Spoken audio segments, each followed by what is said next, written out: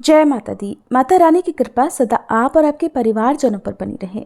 आज सुनिए देवी भागवत पुराण की आगे की कथा, जिसमें महिषासुर देवी को मंदोदरी की कथा सुना रहा है। आगे कहता हुआ महिषासुर कहता है कि मंदोदरी की एक छोटी बहन थी। उस सुंदरी कन्या का नाम इंदुमती था।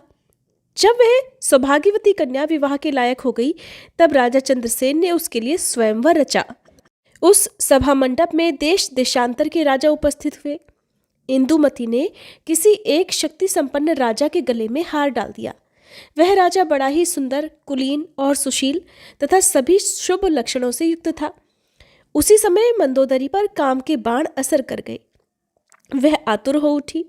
इतने में किसी एक शूद्र नरेश पर उसकी दृष्टि पड़ गई। वह बड़ा दुष्ट था, किंतु उसके सभी अंगों में चतुरता भरी हुई थी। दैववश राजकुमारी के मन में वही जच गया। तब सुंदरी मंदोदरी ने अपने पिता से कहलाया कि पिताजी, आप मेरा भी विवाह कर दीजिए। आज इस स्वयंवर के अवसर पर मद्र देश के राजा को देखकर मुझे ऐसी इच्छा उत्पन्न हो गई है। पुत्री की इस बात को सुनकर राजा चंद्रसेन मन ही मन हंसे और फिर उस काम की व्यवस्था में लग गए। मद्र देश के राजा चारुदेशण को घर पर बुलाया और वैवाहिक विधि संपन्न करके अपनी कन्या मंदोदरी उसे सौंप दी। उपहार में बहुत सारा सामान दिया। चारुदेशण भी उस सुंदरी कन्या को पाकर अत्यंत हर्षित होकर अपने घर चला गया। रानी सहित राजा चंद्रसेन के मन की जलन भी शांत हो गई। चारुदेशण राजाओं में सुप्रसिद्ध राजा था। कामिनी मंदोदरी के साथ बहुत दिनों तक उसने आनंद किया, लेकिन वह दुष्चरित्र था। उसके अति निंदनीय आचरण मंदोदरी ने खुद देख लिए। अब तो मंदोदरी का मन दुख से भर गया। उसने सोचा कि पूर्व काल में स्वयंवर के अवसर पर जब इस शठ राजा को मैंने देखा था, तब इसके स्वभाव से मैं अनजान थी। मैंने मोह के कारण ये बड़ा अनर्थ कर डाला। इस धूर्त राजा ने तो मुझे ठग लिया। अब मैं क्या करूं? केवल दुख ही दुख मेरे हाथ लगा। ये चारुदेशण अत्यंत निर्लज्ज, निर्दयी और धूर्त है। ऐसे पति के प्रति प्रेम कैसे ठहर सकता है? आज मेरे इस जीवन को धिक्कार है। आज तक सांसारिक सुखों से मैं विरक्त थी। मुझे जो नहीं करना चाहिए था वही काम मैंने कर डाला, और उसी के परिणाम स्वरूप मुझे ये दुख भोगना पड़ रहा है। अब अगर मैं अपने प्राण त्याग देती हूँ तो ये तो बड़ी दुस्सह आत्महत्या हो जाएगी। इसलिए अगर मैं तत्काल अपने पिता के घर चले जाऊं तो वहां भी सुख मिलना असंभव ही होगा, क्योंकि सखियों के लिए तो मैं भी उपहास की सामग्री बन जाऊंगी, और इसमें कोई संशय भी नहीं है। इसलिए विरक्त होकर अब यहीं रहना मेरे लिए परम कर्तव्य है। समय बड़ा बलवान है। इसके प्रभाव से पुनः काम संबंधी सुख का परित्याग आवश्यक हो गया। महिषासुर देवी को आगे बताते हुए कहने लगा कि इस प्रकार सोच समझकर वह नारी मंदोदरी दुराचारी पति के घर पर रह गई। उसका प्रत्येक क्षण शोक और दुख से बीतने लगा। सांसारिक सुख उसके लिए नहीं के बराबर हो गया। इसलिए कल्याणी, तुम भी इस समय मुझ राजा का अनादर करके फिर कामातुर होकर किसी मूर्ख निंद्य पुरुष की सेवा में रहना चाहती हो? तुम मेरी सच्ची बात मान लो। स्त्रियों के लिए ये परम हितकारक है, और अगर तुम ऐसा नहीं करती हो तो तुम्हें अपार शोक का सामना करना पड़ेगा। इसमें भी कोई संदेह नहीं। महिषासुर की बात सुनकर देवी ने कहा, अरे मूर्ख, तू अब पाताल भाग जा या फिर मुझसे युद्ध कर। तुझे मारने के बाद संपूर्ण असुरों का वध करके मैं सुखपूर्वक यहां से चली जाऊंगी। दानव, जब जब संत पुरुषों पर कष्ट पहुंचता है तब तब उनकी रक्षा करने के लिए मैं देह धारण करके प्रकट होती हूँ।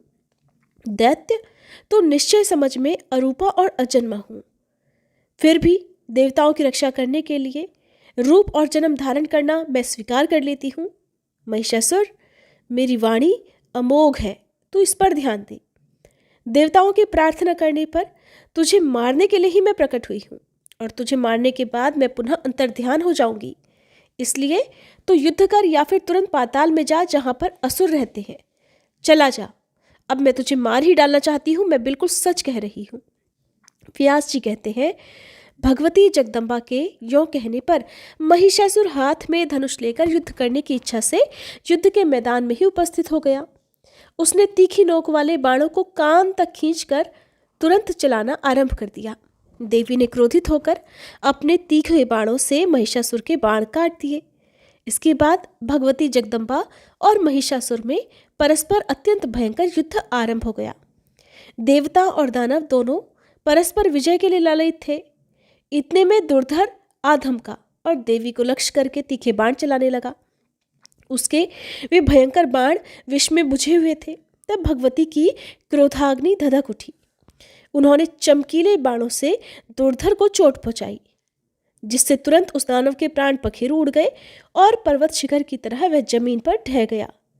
दुर्धर की मृत्यु देखकर उत्तम अस्त्रों का जानकार त्रिनेत्र आया और उसने 7 बाणों से जगदम्बा पर चोट की। अभी बाण उन पर आ भी नहीं सके थे कि भगवती जगदम्बा ने अपने तीखे बाणों से उन्हें काट डाला। साथ ही त्रिशूल से त्रिनेत्र की धज्जियां भी उड़ा दी। त्रिनेत्र इस लोक से चल बसा ये देखकर तुरंत अंधक वहां पहुंचा। उसके पास लोहे की बनी हुई गदा थी। उसने उनसे सिंह के मस्तक पर प्रहार किया। अंधक अत्यंत बलवान योद्धा था, किंतु सिंह ने भी क्रोध में भरकर उसे नखों से चीर डाला और उसका मांस खाने लगा। इतने में राक्षस युद्ध के मैदान में काम आ गए। ये देखकर महिषासुर के आश्चर्य की सीमा नहीं रही। उसने देवी को बाणों का लक्ष्य बनाया और बाणों के अपने शरीर पर आने से पहले ही देवी ने उन तीखे तीरों से उन सबके टुकड़े टुकड़े कर दिए और फिर गदा से जोर से उसकी छाती में चोट पहुंचाई। देवताओं के लिए कंटक स्वरूप वह दैत्य महान नीच था। गदा की चोट लगने से उसे मूर्छा आ गई और फिर पीड़ा सहन करके वह तुरंत युद्ध भूमि में आ पहुंचा। उसने अपनी गदा सिंह के मस्तक पर चला दी। अब तो सिंह को बड़ा क्रोध आ गया, इसलिए अपने नखों से उस महान दानव को फाड़ डालने में वह तत्पर हो गया।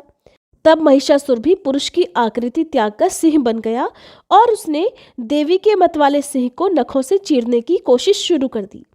महिषासुर सिंह बन गया है ये देखकर देवी क्रोध से तमतमा उठी। अनेकों तीखे तीर देवी के पास थे, जो ऐसे संघातिक थे मानो क्रूर विषधर सर्प हो। ये महिषासुर पर उन बाणों की वर्षा करने लगी। तब महिषासुर सिंह का वेश त्याग कर हाथी बन गया। फिर मनुष्य बनकर उसने हाथ में पर्वत का शिखर उठा लिया और उसे भगवती चंडिका पर फेंकने लगा। जगदम्बा ने अपने चमकीले बाणों से आते ही पर्वत शिखर को तिल तिल काट दिया और वे ठठाकर हंसने लगी। तब सिंह जोर से उछला और पुनः गजराज बने हुए महिषासुर के मस्तक पर विराजमान होकर अपने नखों से उसे फाड़ने लगा। इतने में महिषासुर हाथी का रूप त्याग कर अत्यंत बलवान और भयंकर शरभ बन गया और कुपित होकर देवी के सिंह को मारने का प्रयास करने लगा। उस दानव को शरभ वेशधारी देखकर देवी क्रोध में भर गई। उन्होंने झट तलवार से उसके मस्तक पर आघात किया। उस दानव ने भी देवी पर चोट की। अब दोनों में अत्यंत भयंकर युद्ध होने लगा। उसने फिर से भैंसे की आकृति धारण कर ली और सींगों से देवी को मारने लगा। उसका वह रूप बड़ा भयानक और विकराल था। अब तो उसके पूंछ घुमाने और सींग झाड़ने से देवी को चोट लगने लगी। तभी देवी ने जोर से गरज कर कहा कि मूर्ख, व्यर्थ अभिमान मत कर, युद्ध के मैदान में ठहर जा। मैं तुझे मारकर श्रेष्ठ देवताओं को निर्भय बनाऊंगी। व्यास जी ने कहा। इस प्रकार कहकर भगवती चंडिका उसी क्षण त्रिशूल उठाकर महिषासुर पर झपटी। उनके इस प्रयास से देवताओं में बड़ा हर्ष छा गया। वे प्रसन्नता से भरकर देवी की स्तुति करने लगे। उन्होंने आकाश से पुष्प बरसाना आरंभ कर दिया। उनके मुख से बार बार विजय की घोषणा निकलने लगी। साथ ही दुंदुभियां बज उठीं। उस समय ऋषि, गंधर्व, पिशाच, नाग, चारण और किन्नर गण आकाश में ठहरकर ये सारा युद्ध का दृश्य देख रहे थे। उनके मन में बड़ा आश्चर्य हो रहा था और आनंद भी हो रहा था। महिषासुर कपट विद्या का बड़ा अच्छा जानकार था। वह अनेक मायामय शरीर धारण करके युद्ध के मैदान में भगवती जगदम्बा पर चोट कर रहा था। तब चंडिका ने उस दुरात्मा की छाती पर बलपूर्वक तीखे त्रिशूल से आघात कर दिया। उस समय देवी की आंखें क्रोध से लाल हो उठी। चोट लगने पर महिषासुर भूमि पर गिर पड़ा। एक मुहूर्त तक उसे होश ही नहीं रहा, परंतु फिर वह बड़ी तेजी से उठ खड़ा हुआ और पैरों से बड़ी तेजी से देवी पर प्रहार करने लगा। पैरों से मारने के बाद बार बार ठाका मारकर हंसता भी था। उसके मुख से भयंकर गर्जना निकल रही थी, जिसे सुनकर देवताओं के हृदय में आतंक छा जाता था।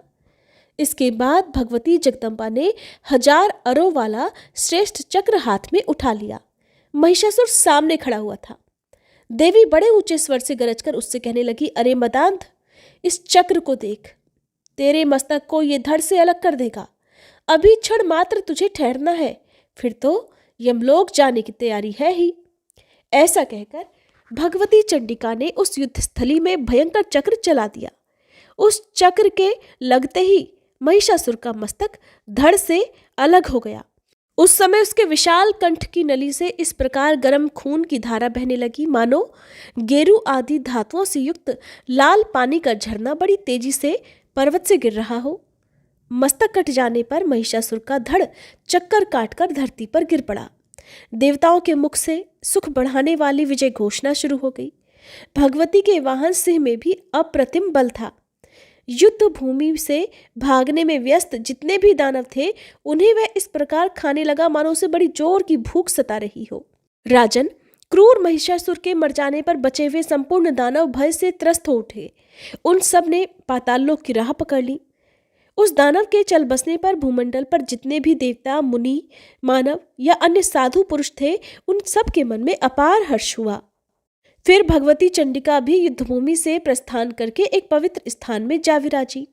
सुरगण को सुखी करना भगवती का स्वभाव ही है, इसलिए उन देवी की आराधना करने के लिए वे तुरंत वहां पर आ पहुंचे। व्यास जी कहते हैं, महिषासुर का वध देखकर इंद्र प्रभृति सभी देवताओं के मन में अपार हर्ष हुआ और वे भगवती जगदम्बा की स्तुति करने लगे। सभी देवतागण हाथ जोड़कर स्तुति करते हुए कहने लगे कि देवी, आपकी शक्ति के प्रभाव से ब्रह्मा इस जगत की सृष्टि करने, विष्णु पालन करने तथा संहार के अवसर पर रुद्र नाश करने में सफल होते हैं। उनके पास आपकी शक्ति का अभाव हो जाए तो वे किसी भी प्रकार समर्थ नहीं हो सकते। इसलिए जगत की सृष्टि, स्थिति और नाश का कार्य आपके ही ऊपर निर्भर है। कीर्ति, मति, स्मृति, गति, वसुधा, कमला, अजपा, पुष्टि, कला, विजया, गिरिजा, जया, क्षमा, कांति और मेधा, ये सब नाम आपके ही है। ये बात इस त्रिलोकी में विख्यात है। सभी जगत को आश्रय देने वाली है जगदम्बे। आपकी इन शक्तियों से पृथक रहकर कौन ऐसा है जिसमें कार्य करने की क्षमता आ जाए, जो कुछ भी कर सके? भगवती, ये निश्चित है कि धारणा शक्ति भी आप ही हो, अन्यथा जो कच्छप और शेषनाग है उनमें पृथ्वी को धारण करने की क्षमता कैसे आ सकती है? माते, पृथ्वी भी आपसे कोई अतिरिक्त वस्तु नहीं है, क्योंकि अगर ऐसा ना माने तो प्रचुर भार से संपन्न ये जगत निराधार आकाश में भला किस प्रकार ठहर सकता है?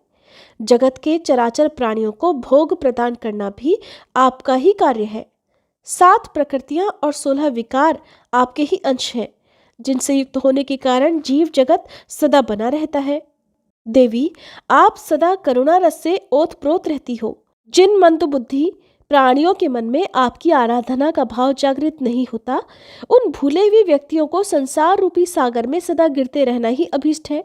हे चंडिके, आपके चरण कमल से उत्पन्न हुई धूल के प्रसाद से ही सृष्टि के आरंभ में ब्रह्मा अखिल भूमंडल की रचना करते हैं तथा श्री विष्णु और रुद्र को पालन और संहार क्रिया में सफलता प्राप्त होती है। जो मनुष्य आपको नहीं भजता, शक्ति की आराधना नहीं करता, वह अवश्य ही मंदभागी है। देवी, दानवों और देवताओं के लिए भी वाग देवता आप ही हो। अगर उनके मुख पर आपका निवास न हो तो सर्वोत्कृष्ट देवता भी बोलने में असमर्थ है। मुख होने पर भी आपसे रिक्त रहकर मानव बोल नहीं सकते। भगवती, अद्भुत बात तो यह है कि शत्रु भी आपके लिए दया के पात्र बने रहते हैं। इसलिए युद्ध के मैदान में आपके तीखे बाणों से मरकर वे स्वर्ग के अधिकारी बन जाते हैं। ये महिषासुर महान निर्दयी था, आपने इसे मारकर इन देवताओं की रक्षा की है। हे जननी, हम मंदबुद्धि जन आपकी महिमा कैसे जान सकते हैं? आपकी गति को यथार्थ रूप से जानने में तो वेद भी असमर्थ हैं। हे सुप्रसिद्ध प्रभाव वाली अंबिके, आपने जगत में महान कार्य किया, जो इस दुरात्मा शत्रु के प्राण हर लिए। ये संसार का अचिंत्य कांटा था। इस कार्य जगत में अवश्य ही आपकी कीर्ति फैली है।